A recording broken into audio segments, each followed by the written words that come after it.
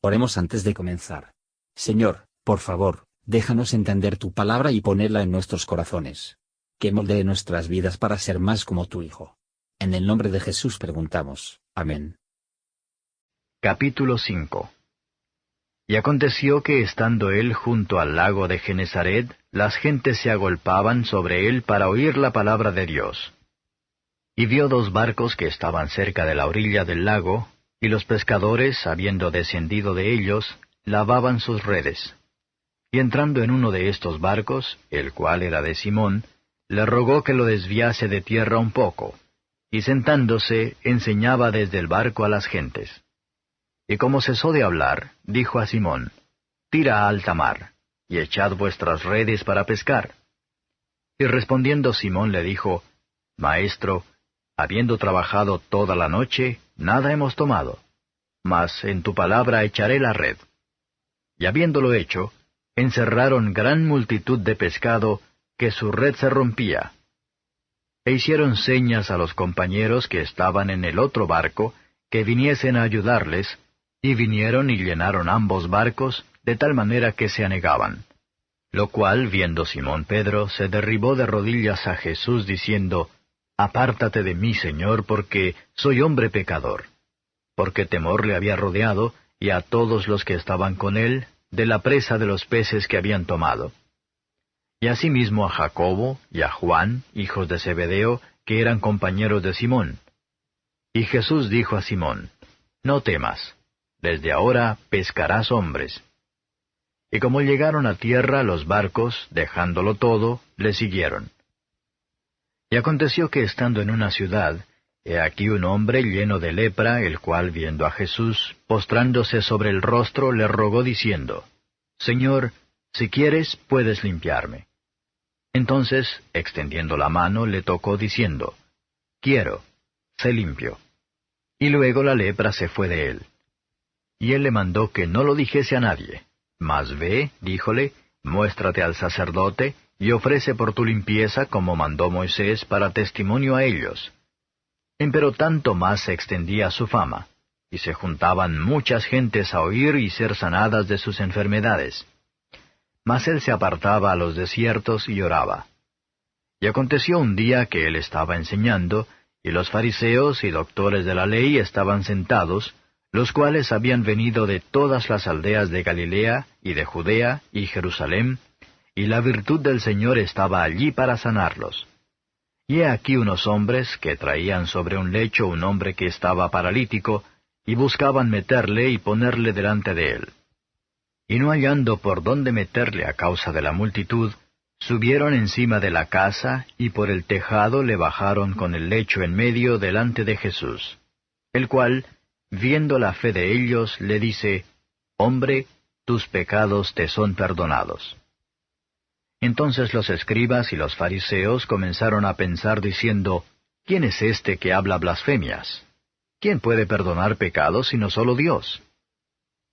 Jesús entonces, conociendo los pensamientos de ellos, respondiendo les dijo, «¿Qué pensáis en vuestros corazones? ¿Qué es más fácil decir, tus pecados te son perdonados, o decir, levántate y anda? Pues para que sepáis que el Hijo del Hombre tiene potestad en la tierra de perdonar pecados, dice al paralítico, a ti digo, levántate, toma tu lecho y vete a tu casa. Y luego, levantándose en presencia de ellos, y tomando aquel en que estaba echado, se fue a su casa, glorificando a Dios.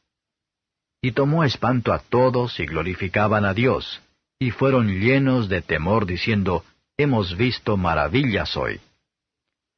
Y después de estas cosas salió y vio a un publicano llamado Leví, sentado al banco de los públicos tributos, y le dijo, sígueme. Y dejadas todas las cosas, levantándose, le siguió. E hizo Leví gran banquete en su casa, y había mucha compañía de publicanos y de otros, los cuales estaban a la mesa con ellos. Y los escribas y los fariseos murmuraban contra sus discípulos, diciendo, ¿por qué coméis y bebéis con los publicanos y pecadores? Y respondiendo Jesús les dijo, los que están sanos no necesitan médico, sino los que están enfermos. No he venido a llamar justos, sino pecadores a arrepentimiento. Entonces ellos le dijeron, ¿por qué los discípulos de Juan ayunan muchas veces y hacen oraciones, y asimismo los de los fariseos, y tus discípulos comen y beben? Y él les dijo, ¿podéis hacer que los que están de bodas ayunen, entre tanto que el esposo está con ellos? Empero vendrán días cuando el esposo les será quitado. Entonces ayunarán en aquellos días. Y les decía también una parábola. Nadie mete remiendo de paño nuevo en vestido viejo. De otra manera el nuevo rompe, y al viejo no conviene remiendo nuevo.